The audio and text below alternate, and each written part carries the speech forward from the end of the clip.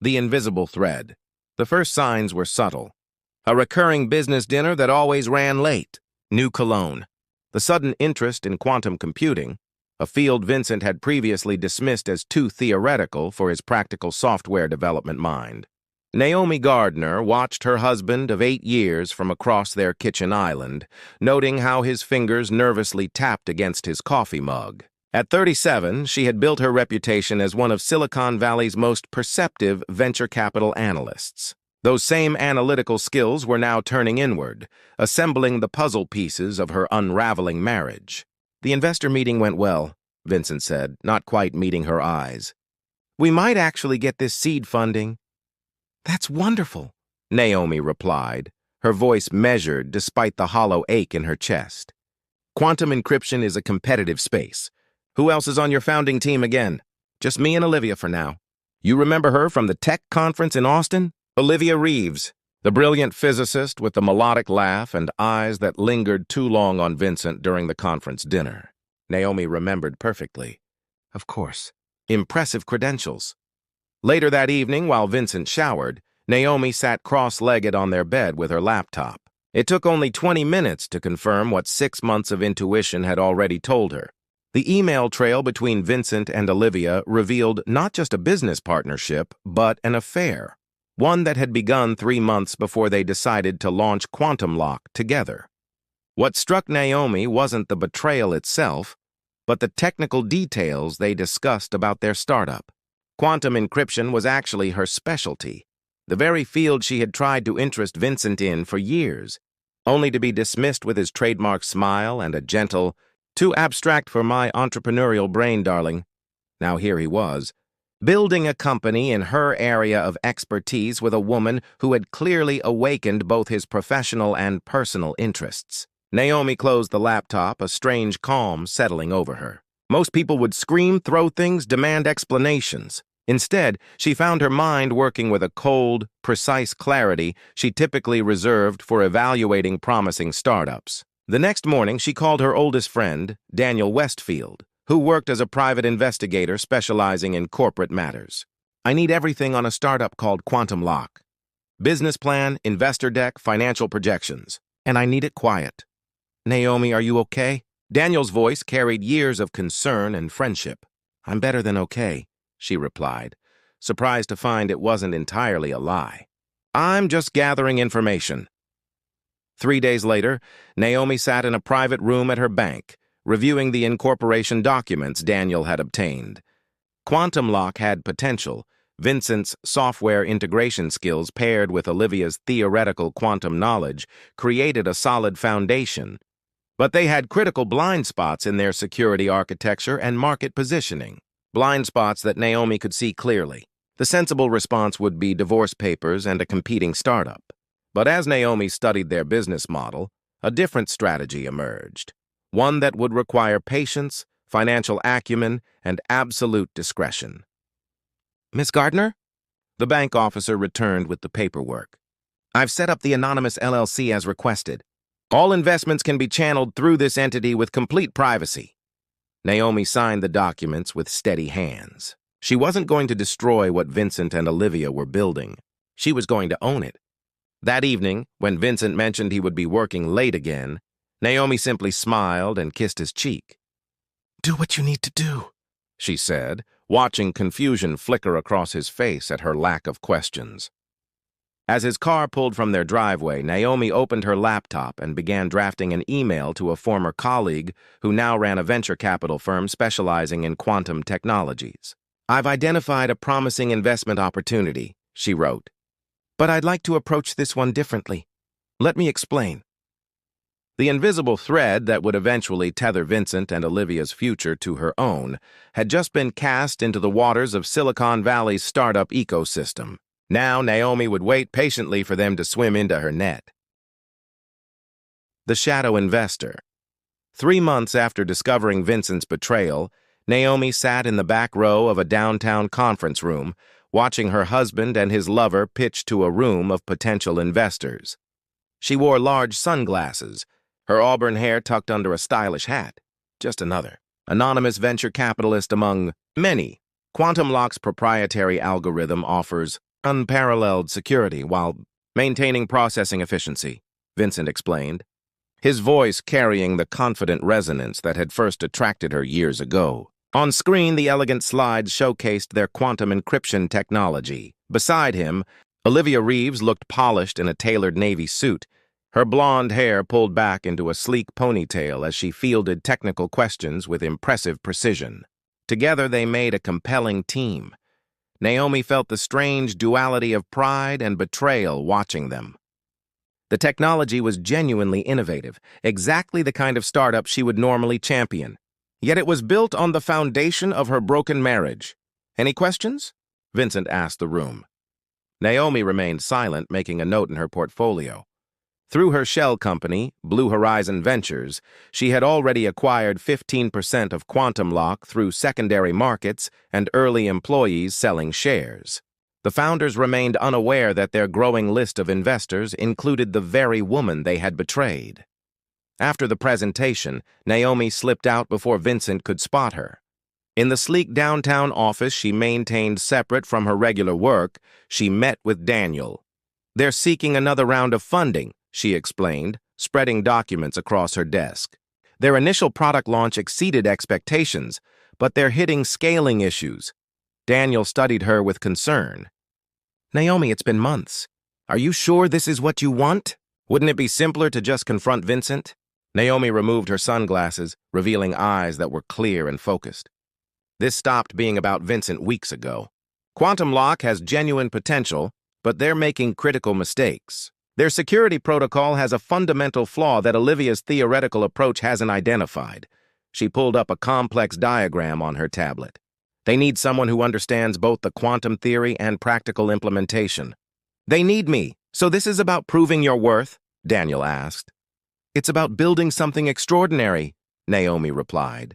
Sometimes the wrong people stumble onto the right idea. I can make it better. The next day, Naomi contacted Quantum Lock through her shell company, requesting a private meeting. Using an associate as her public face, she arranged to become their lead investor in the upcoming funding round, with specific conditions attached to the term sheet. 2 weeks later, Vincent burst through their front door, elated. We got the funding! Blue Horizon is backing us with $8 million, but they're insisting we bring on a technical advisor of their choosing. Congratulations, Naomi said, pouring 2 glasses of champagne. Any idea who they want to bring in? Someone named Josephine Wu. Apparently she's brilliant in quantum encryption architecture. He kissed her cheek absently. The weird thing is, they're willing to pay her salary separately. It's like getting free expertise. Naomi smiled, raising her glass. Sounds like quite the opportunity. Josephine Wu was, of course, Naomi's creation, complete with an impressive digital footprint, publications under a pseudonym, and a carefully constructed backstory. With the help of professional makeup artists and a wardrobe consultant, Naomi would transform into Josephine for key meetings, offering remote consultations the rest of the time. Over the following weeks, Naomi orchestrated a delicate dance. As Naomi, she maintained the facade of supportive wife, increasingly busy with her own consulting work. As Josephine, communicating primarily through video calls with strategic technical difficulties affecting image clarity, she gradually became indispensable to Quantum Lock's development. Josephine's insights on the security architecture are revolutionary, Olivia told Vincent during a video call Naomi overheard from her home office. She seems to anticipate problems before they arise. Blue Horizon was right to insist on her involvement, Vincent agreed.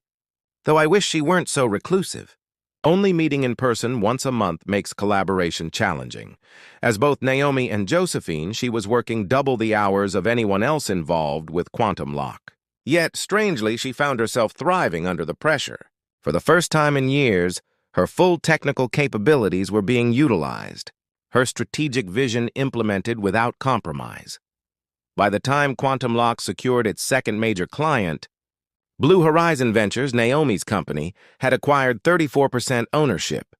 The irony wasn't lost on her. The more successful Vincent and Olivia became, the more control they unwittingly surrendered to the woman they had betrayed.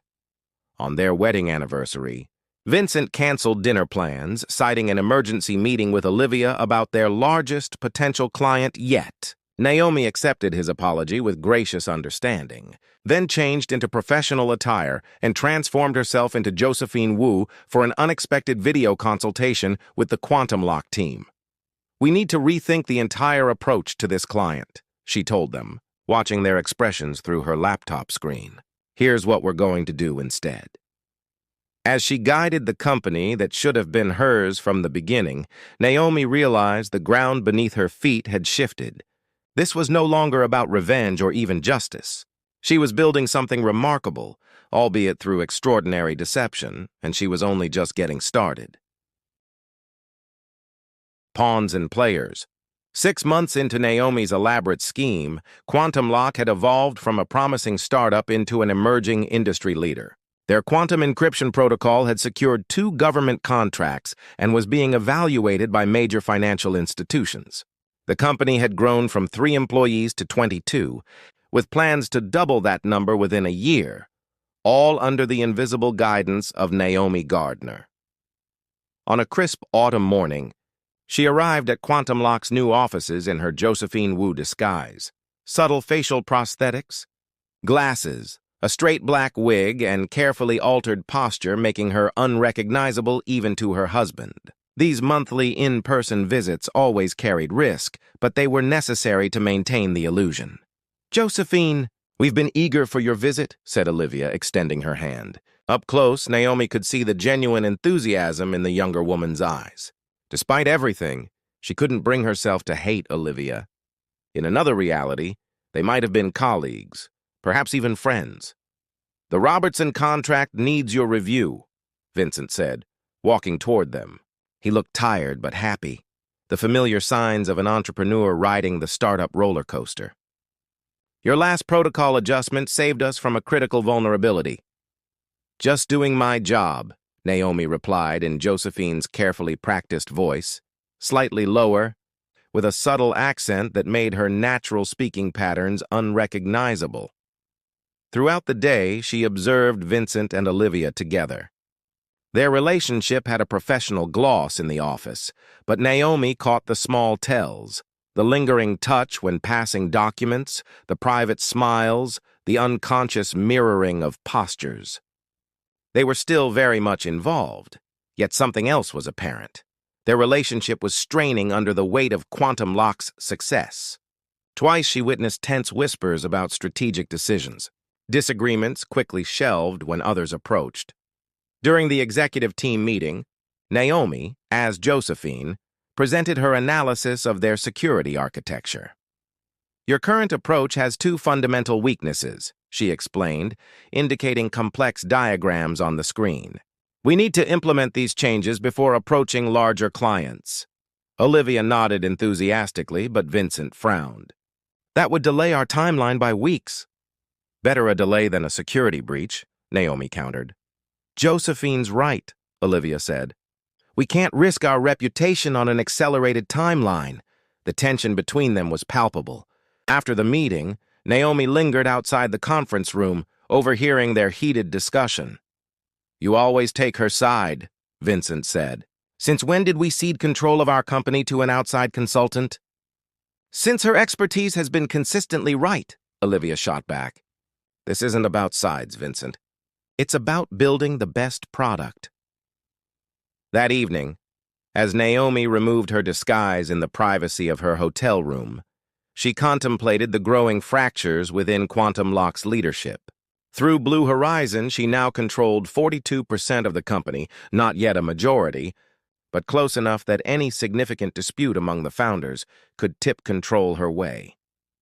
The following week, at home, Vincent was unusually quiet during dinner.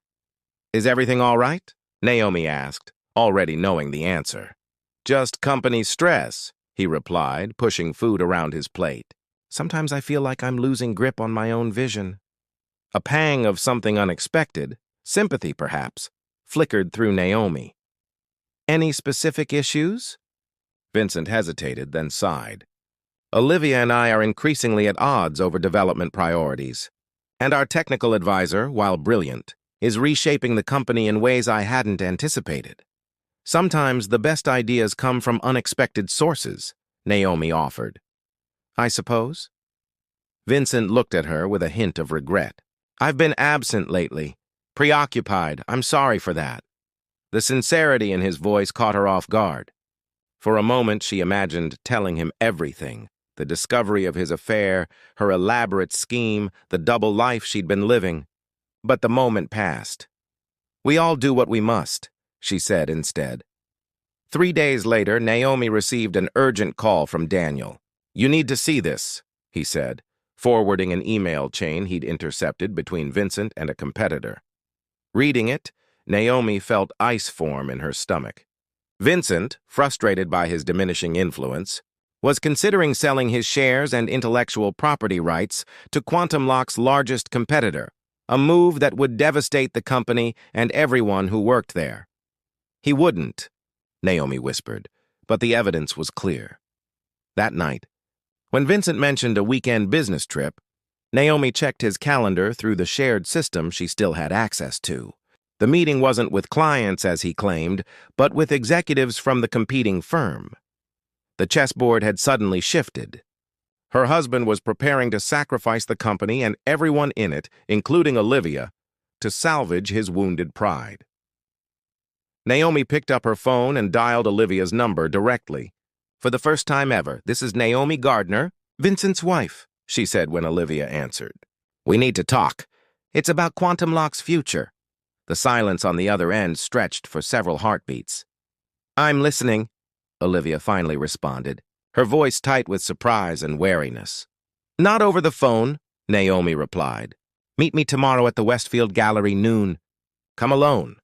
As she ended the call, Naomi realized she had just accelerated her endgame. The careful structure of deception she'd built over months was about to collapse. But sometimes, to save what you've built, you must be willing to tear down the scaffolding that supported its construction. Tomorrow would change everything. The checkmate strategy. The Westfield Gallery was quiet at noon on a Tuesday, its white walls displaying Daniel's photography exhibition. The perfect neutral ground for what would be the most extraordinary conversation of Naomi's life. She spotted Olivia. Immediately tense posture, cautious eyes scanning the room, fingers nervously adjusting her watch band. When their eyes met, Naomi saw recognition, confusion, and wariness in equal measure. Thank you for coming, Naomi said, extending her hand professionally as if this were a routine business meeting. Olivia hesitated before accepting the handshake. Your call was unexpected. I'm not sure why I agreed to come. Curiosity, perhaps. Or concern about what Vincent's wife might know. Naomi gestured toward a private viewing room. Shall we? Inside the small room, surrounded by black and white photographs of urban landscapes, Naomi waited for Olivia to speak first. Is this about Vincent and me? Olivia finally asked, her voice a mixture of defiance and resignation. Because if you're here to confront me, this isn't about your relationship with my husband, Naomi interrupted.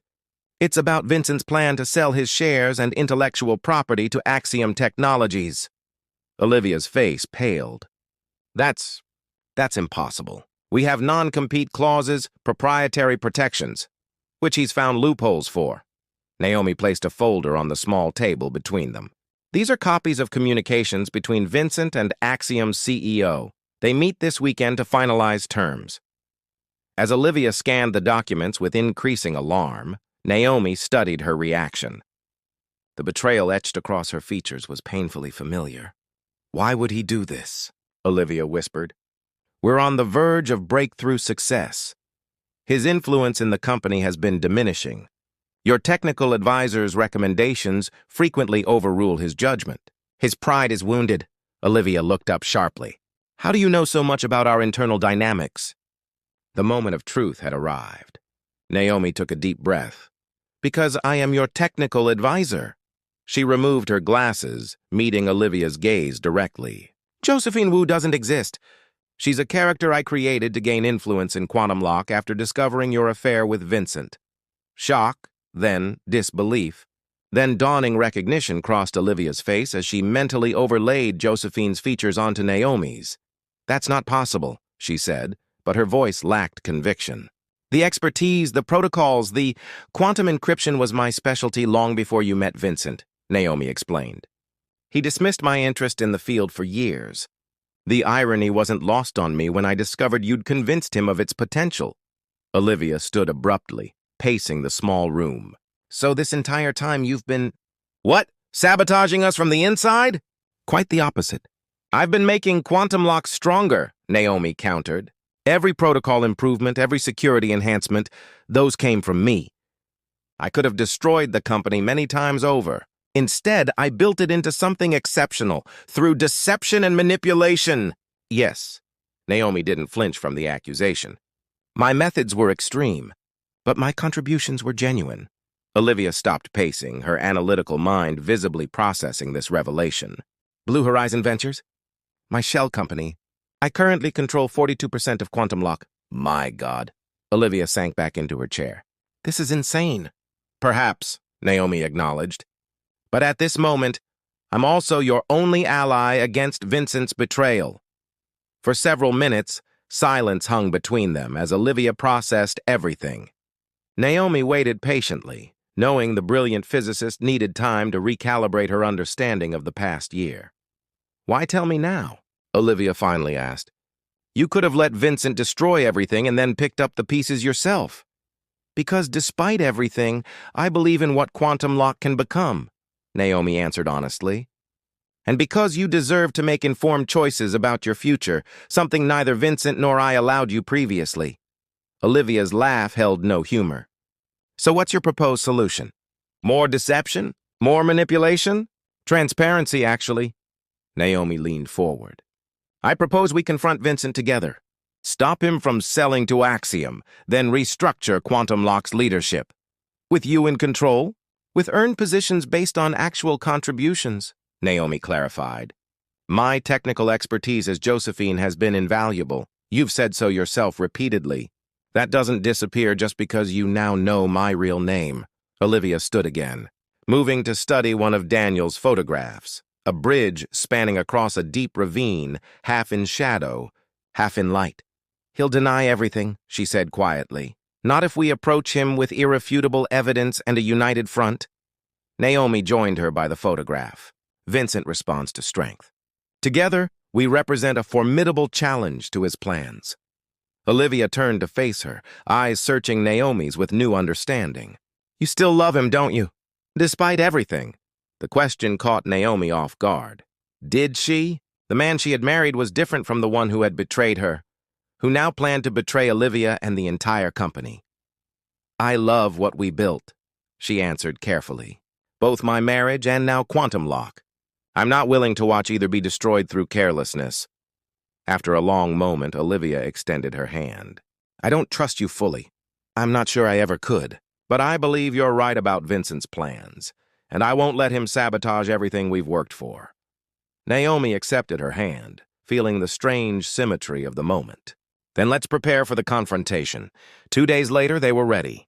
Vincent had no idea that as he packed for his supposed client meeting with Axiom, the two women in his life were coordinating the most important intervention of his career, and possibly the most pivotal moment for Quantum Lock's future.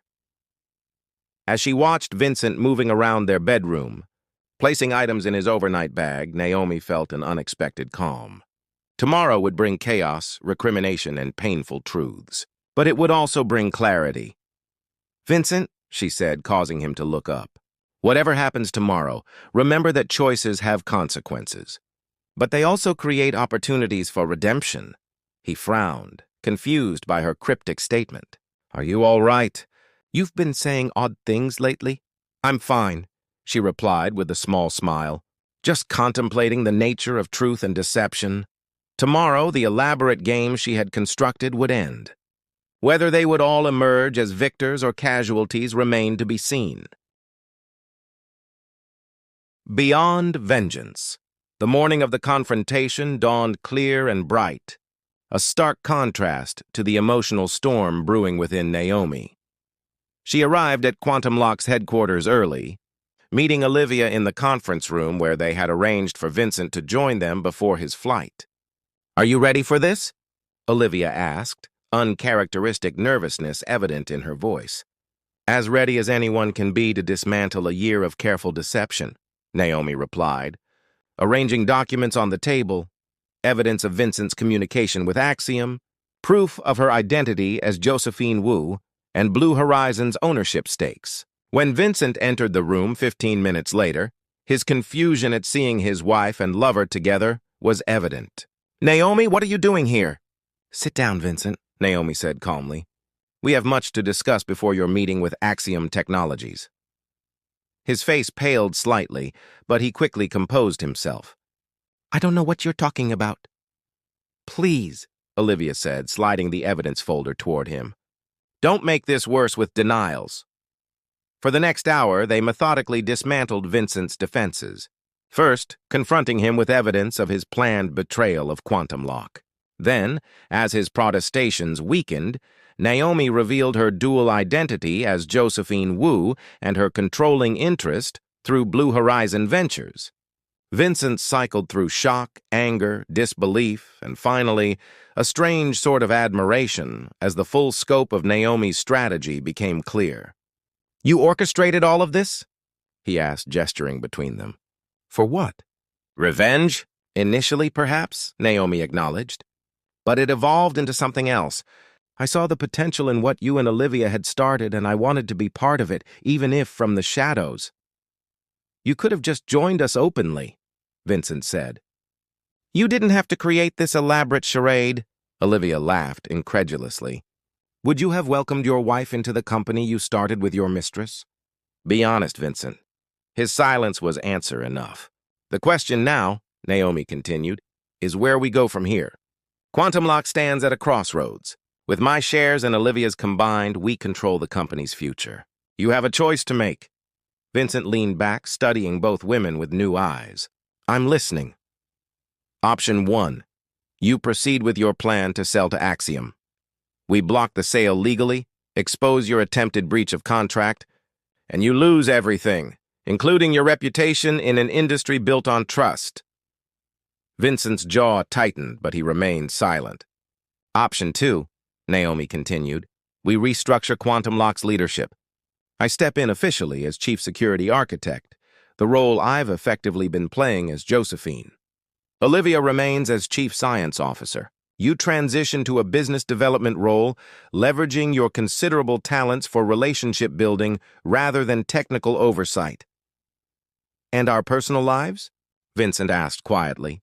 Naomi and Olivia exchanged glances, having discussed this aspect extensively the previous day. "That's a separate conversation," Naomi replied. "Today we're deciding the future of Quantum Lock. Personal relationships will follow their own path." After hours of tense negotiation, they emerged with a framework. Vincent, chastened but pragmatic, recognized that his options were limited. More importantly, he seemed genuinely impressed by Naomi's strategic brilliance, the same quality that had drawn him to her years ago. In the weeks that followed, Quantum Lock underwent a carefully managed transition. Josephine Wu relocated overseas, while Naomi Gardner joined officially as Chief Security Architect. Industry publications noted the interesting development of a married couple working together at the promising startup, alongside its brilliant co-founder, Olivia Reeves. Behind closed doors, the personal reckonings were more complex. "I never intended to hurt you," Vincent told Naomi during a long, painful conversation in their home. "Olivia and I, it happened gradually. The excitement of the startup, the late nights—" "Spare me the cliches," Naomi interrupted. "What matters isn't how it started, but what you chose to do after. You could have been honest. Instead, you lied repeatedly, to me, eventually to Olivia, and finally to your investors. And you created an entire fictional person to infiltrate our company," Vincent countered. "We've both made extraordinary choices, Naomi." She couldn't argue with that assessment. "The question is whether we can build something worthwhile from here, professionally, if not personally." Vincent studied her with genuine curiosity. "After everything, could you ever trust me again?" "Trust must be earned," Naomi replied, "just as respect must be. We've both lost and gained those in different measures this past year." 3 months after the confrontation, Quantum Lock secured its largest contract yet, a government security initiative that positioned them as industry leaders. The celebration dinner included the company's 38 employees, with Naomi, Vincent, and Olivia sharing the head table. To outsiders, they presented a united front, the brilliant founding team that combined Vincent's business acumen, Olivia's quantum expertise, and Naomi's security architecture. Few knew the complex history that had brought them together. "A toast," Vincent said, raising his glass to the room, "to unexpected partnerships and second chances." Later that evening, as conversations flowed around them, Olivia found a moment alone with Naomi. "I never thanked you," she said quietly. "For what?" Naomi asked, genuinely curious. "For stopping Vincent's deal with Axiom, obviously, but also for seeing the potential in what we were building, even when your personal feelings could have led you to destroy it." Olivia's gaze was thoughtful. "Most people in your position would have chosen scorched earth." Naomi considered this. "Perhaps, but creation has always interested me more than destruction." As the evening wound down, Naomi found herself on the rooftop terrace of the venue, looking out over the city lights. Vincent joined her, maintaining a respectful distance. "Quite a journey we've been on," he observed. "Indeed." She turned to face him. "Do you ever wonder what would have happened if you'd simply been honest from the beginning? If you'd told me about your feelings for Olivia, your excitement about quantum encryption?" Vincent was quiet for a long moment. "I was a coward," he finally admitted. "I took the easy path rather than the right one. But I'm not sure we would have ended up here if I had." "Here? Running a successful company together while navigating the aftermath of infidelity and elaborate deception?" Naomi laughed softly. "No, probably not. I meant creating something meaningful despite our mistakes," Vincent clarified. "There's a strange kind of beauty in that, isn't there?" Naomi considered his words. The past 18 months had transformed her in ways she never anticipated. The woman who discovered her husband's betrayal and plotted an elaborate revenge was different from the one who now stood confidently as a key architect of an innovative company. "Perhaps there is," she acknowledged. They stood in comfortable silence, former lovers now bound by something more complex than romance or betrayal, a shared vision and mutual respect forged through conflict and resolution. Below them, through the windows of the banquet hall, Naomi could see Olivia laughing with members of the engineering team. The company they had built together would continue to evolve, just as their relationships would. "What happens next?" Vincent asked softly. Naomi smiled, genuine and without pretense for the first time in many months. "We build something extraordinary," she replied, "one algorithm at a time." And in that moment, standing between her past and future, Naomi Gardner realized she had achieved something beyond vengeance, beyond control, beyond even the vindication she had initially sought. She had reclaimed her own power, not through the destruction of others, but through the creation of something remarkable. That perhaps was the most unexpected outcome of all.